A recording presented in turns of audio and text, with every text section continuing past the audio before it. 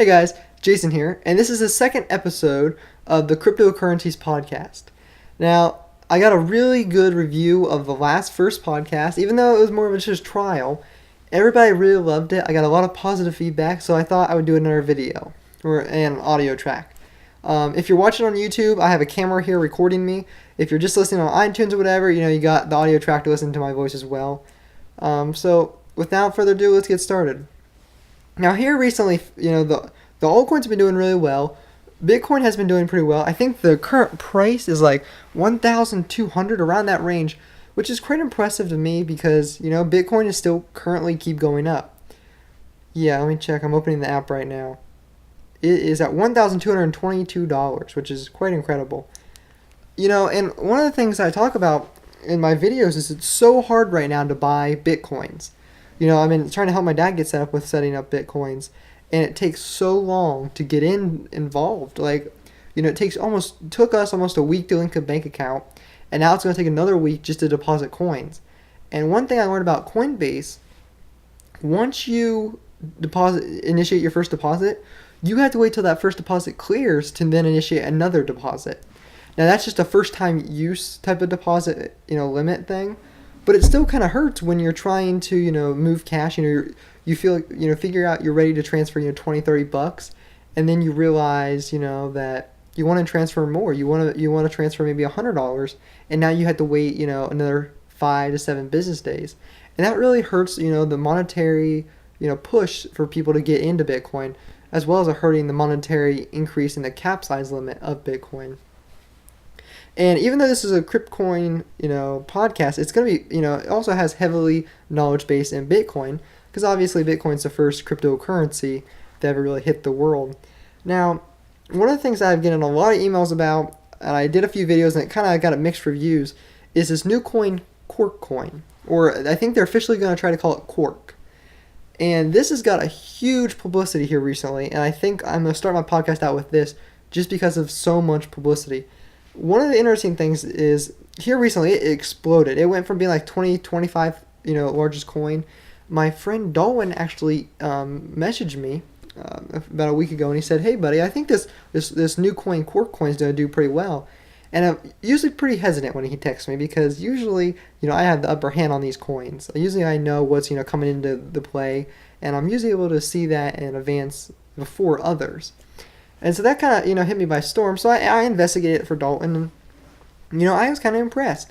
The fact that by this time when I started investigating it, it was at, the 5th largest cryptocurrency coin out there. So we start talking. I'm like, well, I'm going to do a video for this. And I end up doing it. It took me, when I do a script, people don't really understand. I put a lot of effort and work into my scripts. I mean, I went through and watched the entire report by Bill Still that ended up being like 45 minutes. Just to try to understand his perspective on it. And I even still mess it up. I've got this sense that he was involved in kind of like the idea of gold. And I've gotten some comments, I'm not completely sure yet to this point, but that he is, used to be, and now he's more of an anti-gold, anti-debt society on money currencies, if that makes sense. It's kind of confusing trying to understand him, but he's really the guy that got Quark coin so explosive. Because, he was on some report of a very large Bitcoiner, and I can't remember his name. The Kaiser Report, I think's the official name of it. And they're going to do another one on the 16th of this month, and it's supposed to be a really big deal. Now, there's a big stir in the Quark coin, not just Quark coin, but I guess in the Bitcoin and altcoin community, referencing to, Quark coin, about the idea of, is it just another pump and dump?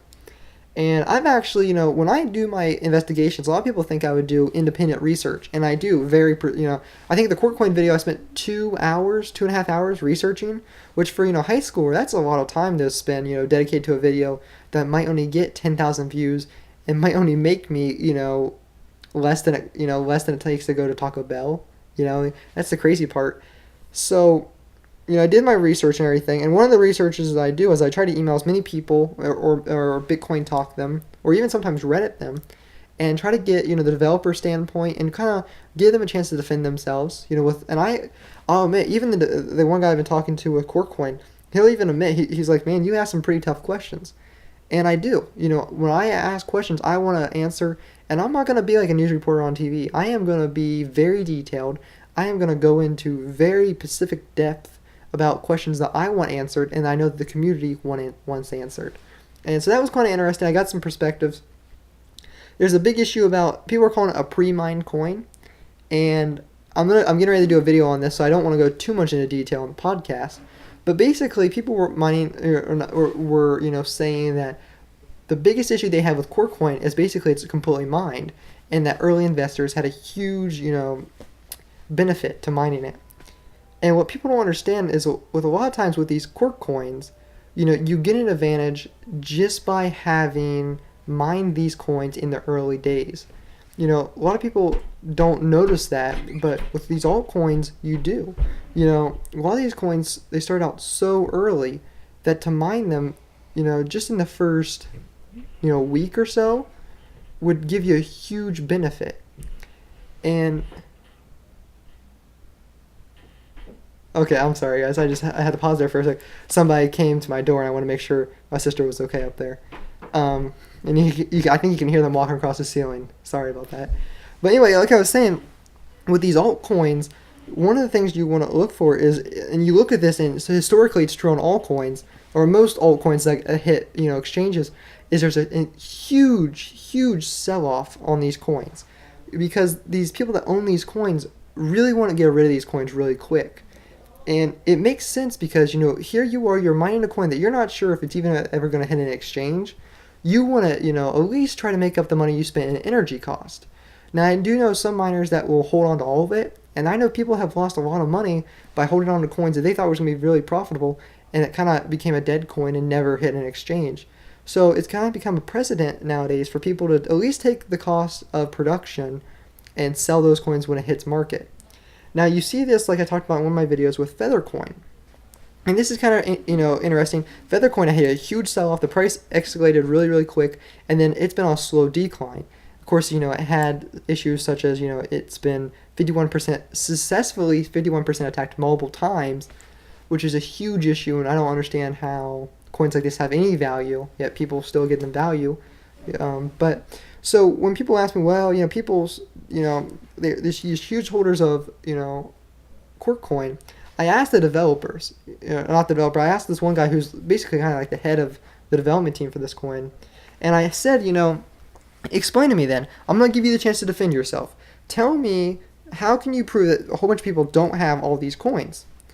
And he's like, well, I can't prove that not a whole bunch of people have them. There are going to be some people that will have, maybe 1 million, 2 million coins.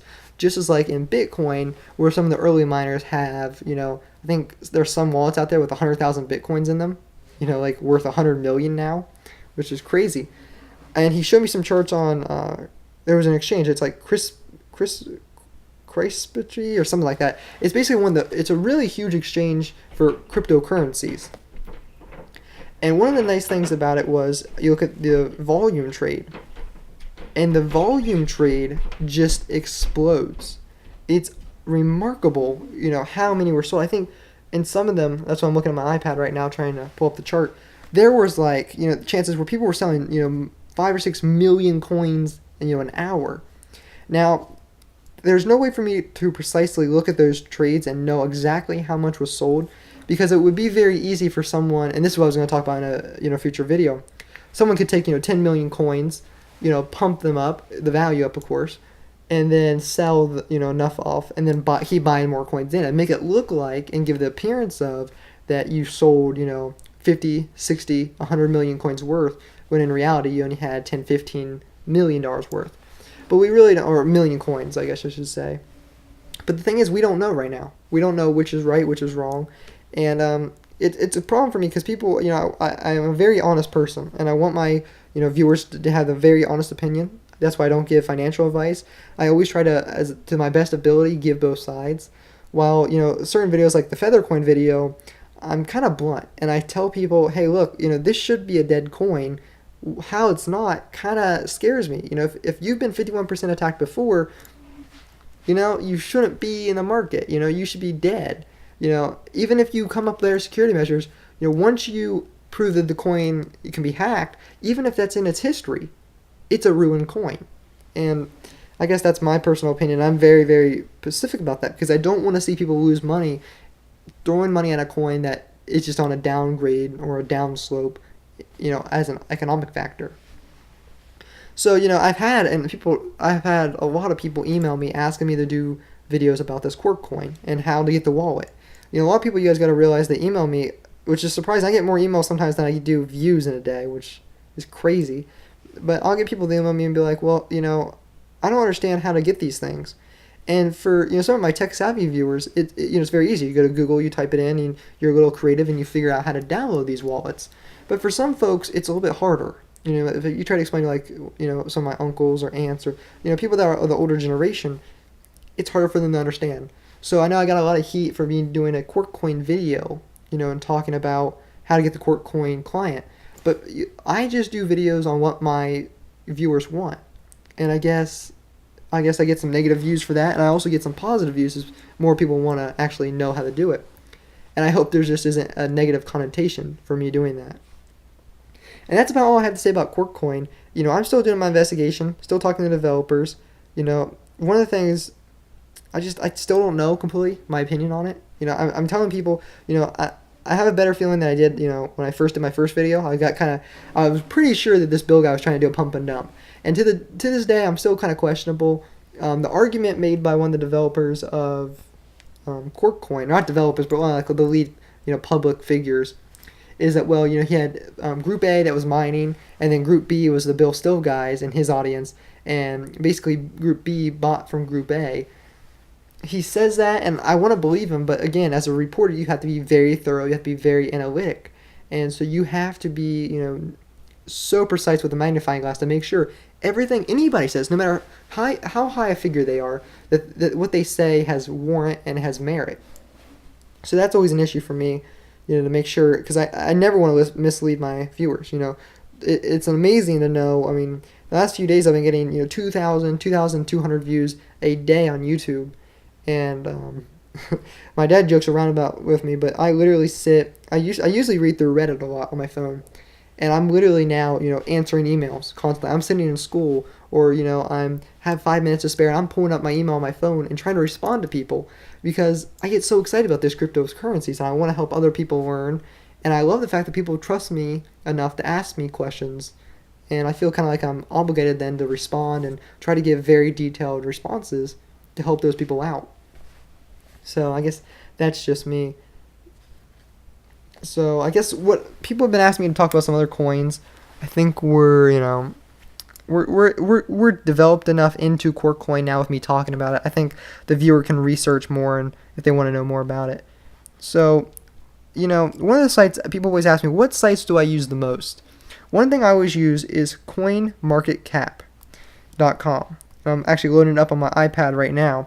And this is a very great site. I use this all the time. Whenever I'm trying to determine, my views personally for investment-wise on these coins, I always use this site. So if anyone out there is from CoinMarketCap and you want to sponsor me, I wouldn't mind that because I use your site every day. But yeah, it's kind of crazy, trying to find where all these coins are at and everything. So a lot of people ask me about Litecoin, and as you know, it's now at $43.95. It was like $39 when I was at school today. And Litecoin, it's an interesting coin. I've talked about it in multiple videos. People were asking me, and it really hurts me, divides me up, I guess is a better word, when people ask me for financial advice. Because I have some ideas and investments that I have done that made me a lot of money, but I've also had some that lose me a lot of money. Yeah, people, I talk about people and I say, I got back into Bitcoin very early 2011, which, if you guys know, the price was, oh my gosh, so cheap. I talk about how my first Bitcoin I bought, or not even a full Bitcoin, back in December 2011. I think I bought like $5 or $10 worth. And it was an awesome experience to be able to buy those coins. And I made mistakes. I made mistakes, for instance, I was very big, oh my gosh, 4 or 5 times I bought into, mining contracts, which if any of you guys know out there know, 90% of the time, those mining contracts, unless you trade the shares of them, you're going to lose money. And it took me, 4 times to learn that. So if any of you guys are out there, I highly, say don't get into mining contracts. They really aren't the best for the user. They're more better for the seller of those contracts. But anyway, so when people ask me for financial advice, I want to help them. Like, I want to tell them, yeah, you should look into these coins. They're in the long run, they're going to have good value. But also I want the viewer to, and my watchers on YouTube and everything, to have their own opinion and to do their own research. Because I don't want them to say, well, man, Jason told me to invest in da-da-da-da-da, and they're all failing. Because, as intelligent I am and as much research as I put in these coins, I'm not God. I don't know the answers to these coins. I don't know a definite answer to, the value these coins will hold in the next year or in the next 6 months or even, the next week. And, it's an interesting thing. People have asked me what's my favorite coin out there. I guess it's not a big issue. I guess I can tell people. My favorite coin is Peercoin. When they say favorite coin, obviously Bitcoin's a very favorite coin of mine. But really, I know this seems strange, and the value, it's only like $6 right now. Peercoin has been one of those coins that I've really always liked. I wish I would have invested in it back in the day. I remember back in like January, February-ish of, it was more like March, April-ish of 2013 this year. Yeah. And I remember looking at it, and they were like 20 cents a piece. And I remember telling my dad, man, Dad, I think, I vetted these coins I spent days researching Peercoin. I'm like, Dad, I think these are probably pretty wise investments. But like he said, I said about the mining contracts, and I was wrong with those. So for me, it was a real big issue about what to do. And I never invested. I ended up buying like 20, 30 coins, and to this day I have like 20, I think. But one of the things that really irks me, I guess, is it's done really well, And people ask me, why is it your favorite coin? What makes it so valuable to you? And it's very easy. I tell people it has a good developer, a great community behind it, and it has an idea behind it that is different than a lot of the cryptocurrencies. A lot of these currencies, people, and I talked about this in my previous podcast, they want to call them, currencies, but then they treat them like commodities. And that's always interested me. And it's just, I don't know. But Peercoin, it's one of those coins, it's designed for the purpose of holding your coins. Peercoin's not one of these coins that you're going to be spending money constantly. It actually gives you interest. I think it's like 1% a year for holding your altcoins, or holding your Peercoins, I guess I should say. And so, without further ado, that is my favorite coin. I'd like to, I tell my dad, I joke, I was like, I'd love for someday for that to be, even if I don't make money on it, for that to be worth $100 or so. Personally, I know this is going to upset a lot of my crowd, but I think Peercoin has a good advantage. Personally, I'd like to see it surpass. I think I'd like to see a number 2 coin. Do I think the community will share the same view? I don't. I want to see how Peercoin, it does in the future. But it's interesting. It's just like Litecoin. It's a difference to Bitcoin, and it's an alternate that is trying to win over the market. If you go down through this coin market cap page, you'll see that there's 43 coins, and those are just some of the coins that are on exchanges. There are way, way more, and it's crazy. There's so many coins. Then you got coins like Freycoin, I think is how you say it, and it's actually reversed. It's trying to, you lose money over time if you don't spend your coins. It's trying to promote commerce and things like that. And that's quite interesting to me. There's some of these coins that, I hate to be rude, but it worries me that they're up. I talk about this all in a video that's rendering upstairs right now for me. People in this day and age are doing pumping and dumping like crazy. If you look back to the stock market back in the 1900 and 1930, if you're into that type of stuff, you'll notice that there's a lot of shaky stuff that went on. That there's a reason we have so many regulations nowadays. Diluting stock. If you ever hear that, there's a really interesting story about the first time it was ever successfully hugely diluted to a company share, and it's very, very interesting when you learn about stuff like that. And then you try to compare it to these new altcoin markets, and to contour that with Bitcoin in the market, therefore in. But it's an interesting thing. Cryptocurrencies is something that I really enjoy personally. And if you didn't hear right there, my camera just shut off. So for those on YouTube, you're probably gonna lose the camera feed. I'll turn it back on in a little bit. But yeah, it's just one of these things where I think it's going to be interesting. I think the next few years it's going to be, it's going to be something that we're going to want to see. I've been in Bitcoin for a while, and I talked about this in my last podcast, but it really, it gets to me sometimes when I look back and, I used to sell on the bus and Bitcoin used to be at, $2, $3, $5, $7. I usually remember back when I invested at $7, I think it was like $50. I invested at $7. And I remember telling my dad, it dropped back down to $5. And I told him, I'm never going to make my money back. I am never going to make this money back, Dad. I just wasted, money that I worked very hard working for. And he said, well, Jason, that's the fact of life. And look, now I laugh about it. I look back and I laugh at myself for worrying about it being $7 and losing money, because now it's at $1,200. You know what I mean? That's just so remarkable to me. It's crazy. And I guess that's what really blows me away half the time. The fear that I have about the altcoin market is everybody's out trying to make money right now. You know what I mean? I talk about my Coin video, which, I think now it'd be 14 days ago. 1 Bitcoin would buy you, like, what is it, 500,000 coins? Anyway, basically the effect of that would be you could have turned in 12 days 1 Bitcoin into 500 Bitcoins. And there's a lot of money to be made out there, but I tell people, there's a high risk, high reward. Yeah, I would tell people, if they were very conservative with their money, invest in coins like Peercoin or Litecoin, and you might not make as much profit. You might make 100% yield a year, maybe if you're lucky, but I don't know. Litecoin could explode. Yeah, that's just my hypothesis. You might make 100% a year, but you're not gonna turn $1,000 into $1 million with some of these bigger, higher tier coins. You're going to have to, if you really want to make money like crazy, and I don't encourage this whatsoever because I'm not very good at judging sometimes coins. But there are coins out there. I think there's over 200 altcoins in existence right now. There are coins that are not on exchanges that you would have to go out manually, download, and have problems, trying to get the clients to work on the Bitcoin Talk forum and, running them and mining them with the hope that someday those coins are going to be on an exchange. Nobody really knows if they're going to be, though. And that's a real big issue. That's a scary thing when you're investing. But it's, a high risk, but a potentially very high reward. And that's what a lot of people are looking for. And of course, when these currencies go on exchanges, the exchanges have monetary funds with users that have tons of money that are going to invest. They're going to do what we call spread investing. They're going to invest in almost all the coins. I know people, and this is crazy. I talked to a guy, and I won't say his name, but I use him kind of as a source every once in a while, and for my videos. And he'll invest about 0.25 Bitcoins in every new cryptocurrency that comes out. And I asked him, like, dude, what are you doing? You could invest these in better coins and make a lot of money.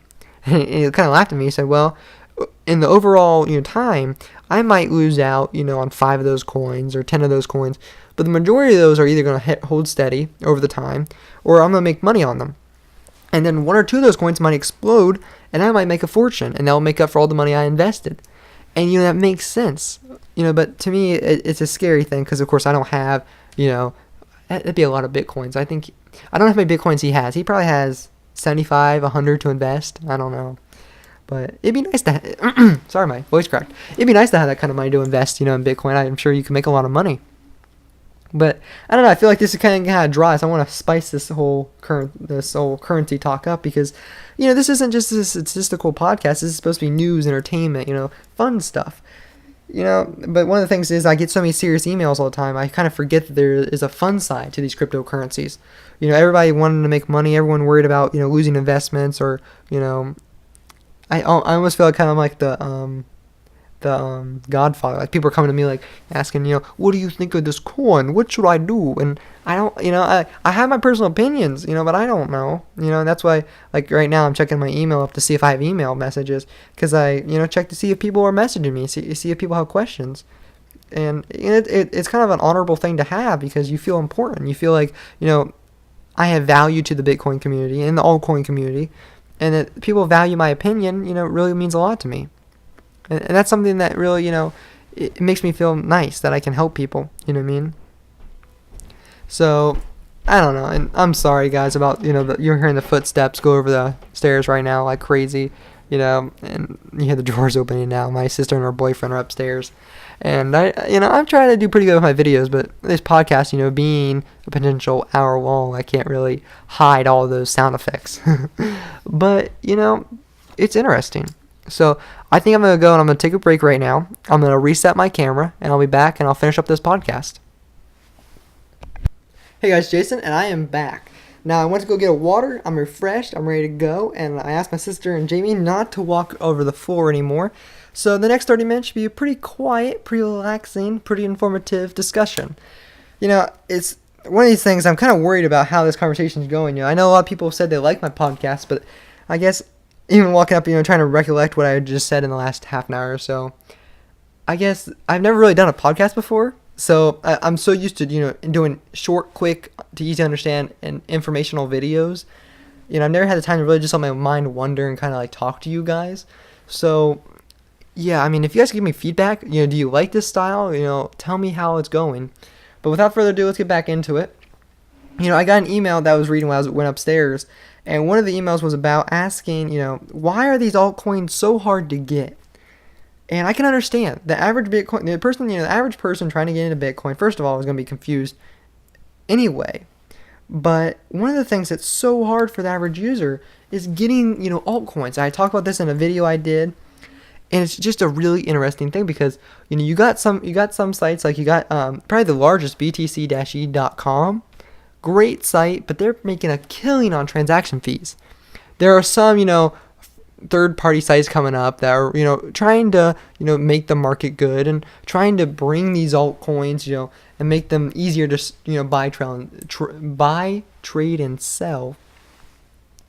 But it's an issue to wonder, how do these coins, how do you buy these coins? And a lot of people, they don't have mining equipment, so they want to invest when they're cheap, but, it's hard to get money moved around to these exchanges. Should you trust these exchanges? If you're like me, you never trust these sites, so you send like 0.05 Bitcoins and then maybe 0.1 Bitcoins if you're lucky.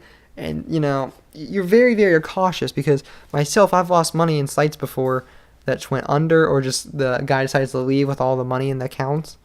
And that really upsets you. You know what I mean? It really does when you feel like, well, Bitcoin's meant to have, and be very anonymous, but it kind of sucks when someone takes your money, your hard-earned money that you've invested, you spent time researching. And I can see why people are skeptical. They're nervous about these altcoins.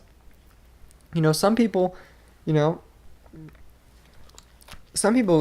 even know whether these altcoins are going to survive. And I don't know either, although it looks like, this is the thing, when people email me, they ask me questions. One of the biggest questions I have people ask me, besides how to get clients and, questions you can Google sometimes, is how do you know the altcoin market is going to stay alive? Why do people put so much money in these altcoins when there's Bitcoin? Well, I got a pretty good answer, I think. Once you have Bitcoin, you can do a couple things. You can just keep Bitcoin, but a lot of people, nowadays they're like, man, I might make, 30%. I might, if I'm lucky, I might make, 1,000% a year, which is amazing money. I want to, remind you, amazing money. But some people want more. They get, it's not necessarily greed either. It's just like, I want to really maximize my profits. So you have a choice. You can either go on to sites and buy stocks and bonds, which really, after BTC or something like that, I used it. I bought ASIC miner shares through that site. And once it went down, there's really, I don't think of any really, really nice, easy to use sites that let you buy shares and bonds of companies. So it becomes one where you have to go through a third party or go through the seller, directly, which is always kind of sketchy. There's no repercussions for the seller if they decide to take your money and just run with it. So, pushes a lot of people. A lot of people don't want to, double invest through mining contracts or stocks and bonds. So they look and they say, okay, well, I have this Bitcoin, right? I bought this Bitcoin and I know it's going to go up. Well, okay, most people know the reason they get into Bitcoin is they think it's going to go up. And a lot of us in the Bitcoin community believe that as well. Myself, I believe, probably by the end of 2014, we'll be looking at not 24, $2,500 to $5,000 possibly. Don't take my predictions completely on that, but I think that's a good number, that we'll probably be at. And a lot of people realize that, you invest in these cryptocurrencies and they're kind of tied to Bitcoin. As long as Bitcoin goes up, the cryptocurrencies go up. So they look at it as a double investment hedge. And I don't blame them. I have done it myself, and I really beat myself up over this because, and nobody knows about this because it's kind of a private issue, but I had bought in Litecoin back when it was fairly cheap. I talked about this in one of my videos. I don't want to disclose how many I had, but I had a portion that today would be worth a lot of money. And I sold those for to get back into Bitcoin and to buy stocks and bonds.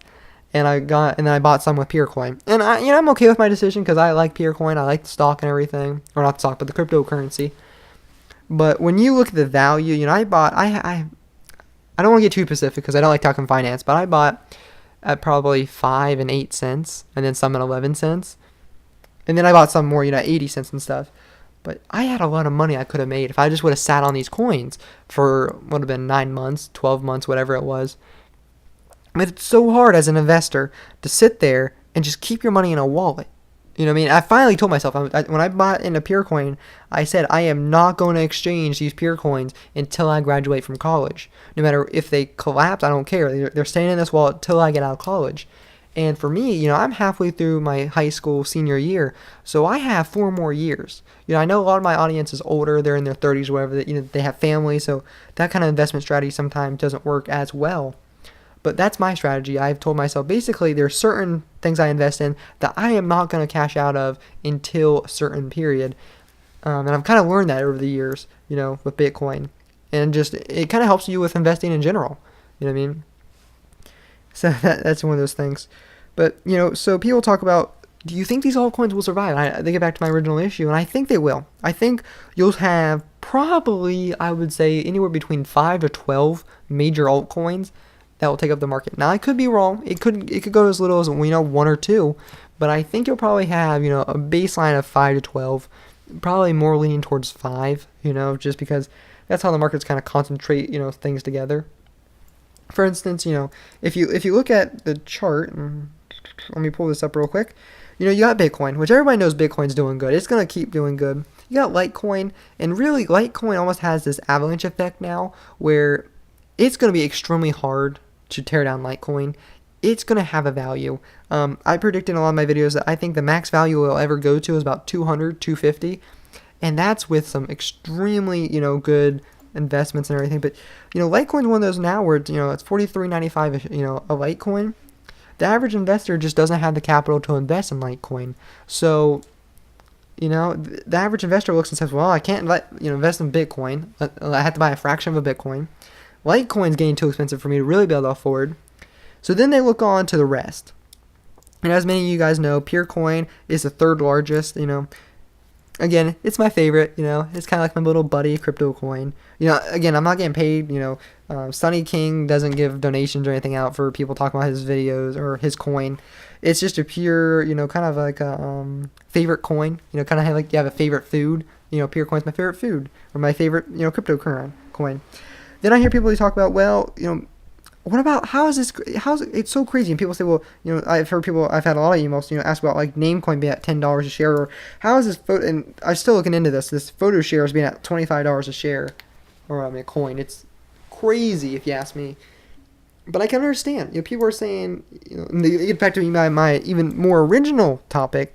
They're looking at it as a point of saying, okay, I invested in Bitcoin. I took the step, but Bitcoin, for it to go from 1,200 to 5,000, even if it could go to $5,000 by the end of 2014, I'm only 5 times, 5.5 times my money, if that. And so they look and they say, well, okay, I can turn $1,000 into 5,000. That's pretty good in a year's return. That's pretty good. But they're looking there saying, well, man, some of these people are making a lot of money in these altcoins. And that kind of spears into when I did a video talking about, and it's also rendering as well up there. I talk about how these Twitter people, and I'm going to actually go to this. I had this pulled up on my iPad, and I forgot to say this in my video. There's a Twitter account. Let me open my Reddit thing. There's a Twitter account called XIANGBTC. And this guy has 40.7 thousand followers that literally his thing is to try to, get people to pump and then dump cryptocurrencies. He is trying to basically, he is making a fortune. I talk about this in my video, guys. He has money, I'm assuming, He's buying up a day to 3 or 4 days before he talks about the coin on Twitter. Then he has his 40.7 thousand followers, and they think they're going to make a lot of money. So they go buy up all this coin, right? This guy then sells out while his followers are still buying.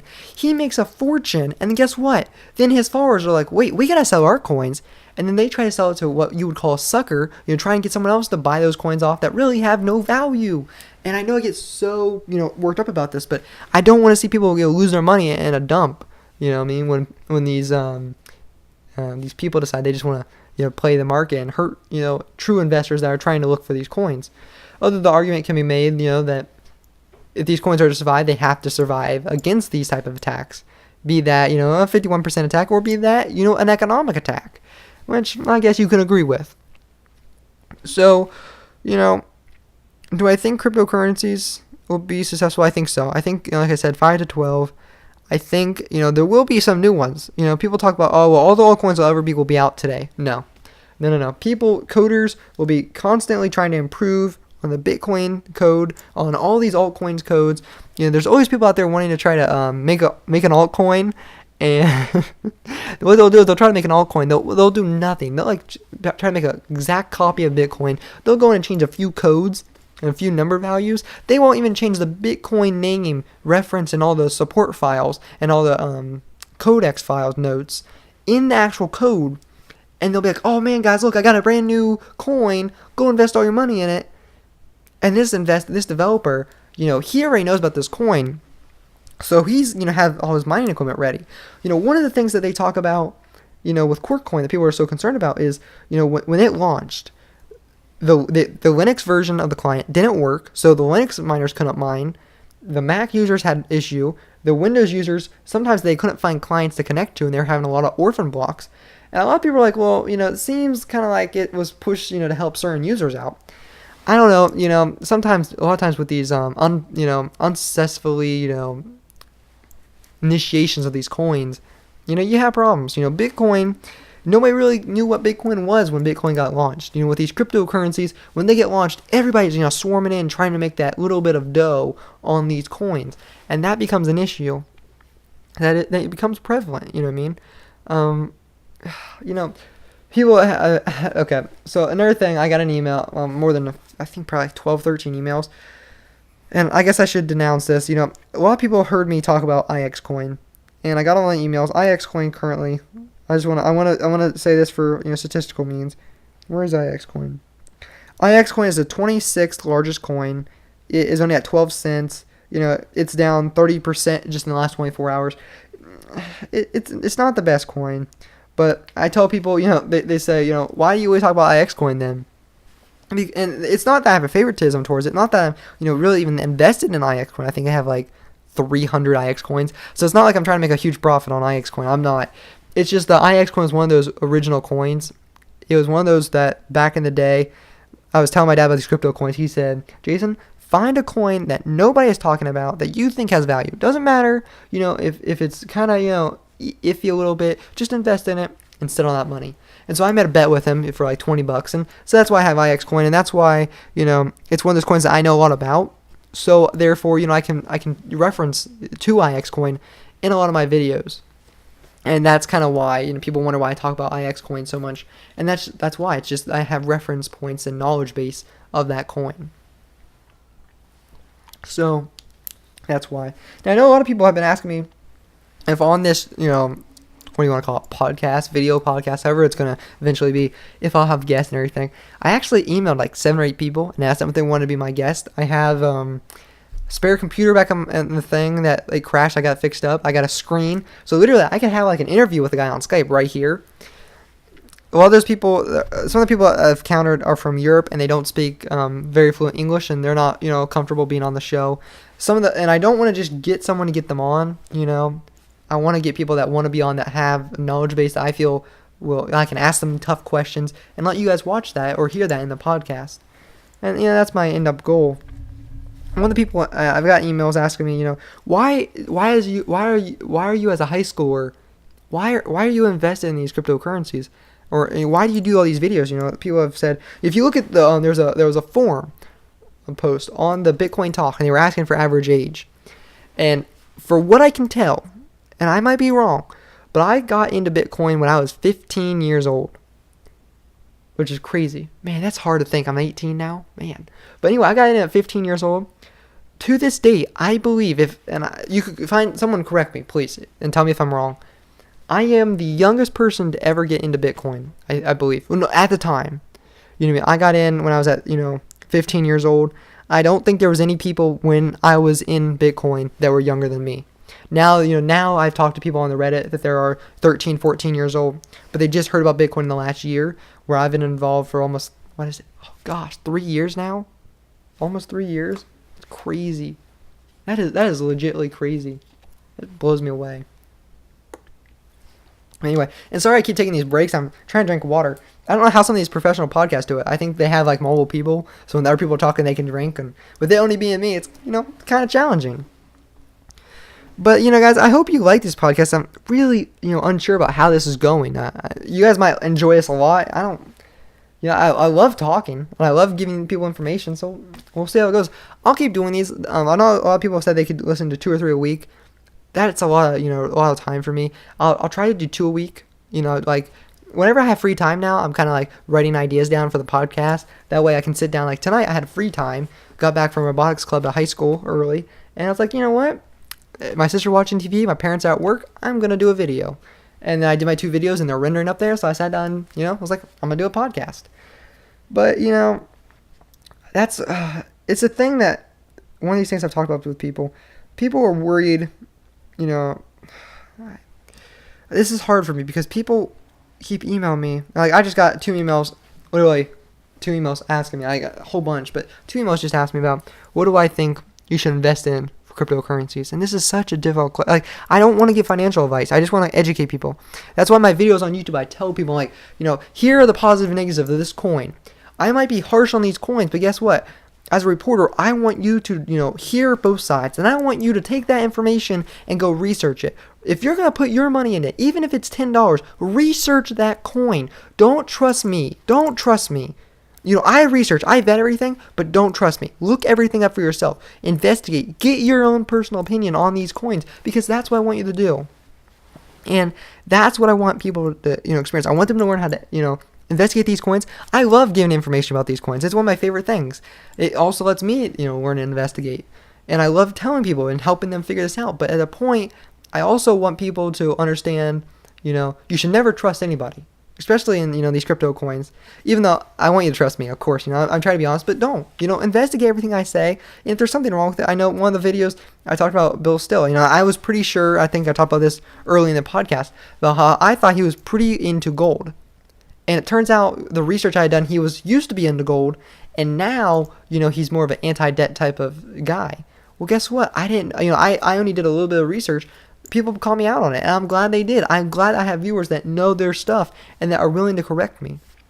People ask me, they get back to the question, why do I do this YouTube video? Well, I do it because I love these cryptocurrencies. I love learning, and I figured, if I'm going to spend 2 or 3 hours researching these coins, why not, spend another 2 or 3 hours and do a video, make a script, and be able to educate and help people, if it's hard for people, to spend 2 or 3 hours researching. And for me, I enjoy it. It's a personal hobby. So then you guys have the information for free out there that kind of gets through and breaks through a lot of the walls. And, I had one guy comment and say it helps him sound smarter the next day at work. I'm fine with that. If I can help you, educate yourself, oh my gosh, that's incredible that I can help you. That makes me so happy. One of the things I'm currently also trying to do, and this might be for my own personal gain, but I'm trying to, I want to be a network engineer and a broadcast engineer with a minor in economics. So, I'm trying for a pretty big degree. And one of the things that I want to be a broadcast engineer, and that's why I do these videos. I love, videos, and that's one of those things about it, you know what I mean? And one of the things I've been trying to do is talk to a lot of other YouTubers. I'm trying to get other people to let me, come on their channels and stuff, because if I can go on, I can promote, all these, digital currencies. If I can talk, not a specific one, but just say, go investigate these, we can grow the community as well as YouTube. I think what they say, YouTube is like 40% gaming.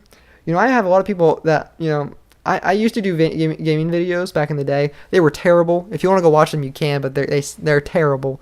But I have a lot of contacts with some people that are, middle range commentators. And so if I can get on and do a video with one of these commentators and talk about Bitcoin and maybe enlighten 20, 30,000 people that don't know what Bitcoin is, that's a huge plus to the Bitcoin economy. And yeah, people might say it's kind of selfish because I'm getting myself views. Yeah, but also I see that as trying to promote Bitcoin and also promote all the altcoins and get people, excited about these coins. You know what I mean? And I know I say, what I mean all the time. It's crazy, but it's just one of those things I enjoy, I got a message a few days ago asking me, is this my job? Do I do this for full time? And of course my camera just shuts off as I'm about to start this really important topic. But no, I don't know if I actually ever said this in a video. And obviously, in a podcast, I don't know how many people are going to hear this. But yeah, I actually do. I work the entire summer, 40 hours. Well, I used to work 40 hours a week. Because of the healthcare thing, I'm cut down to 28 hours a week.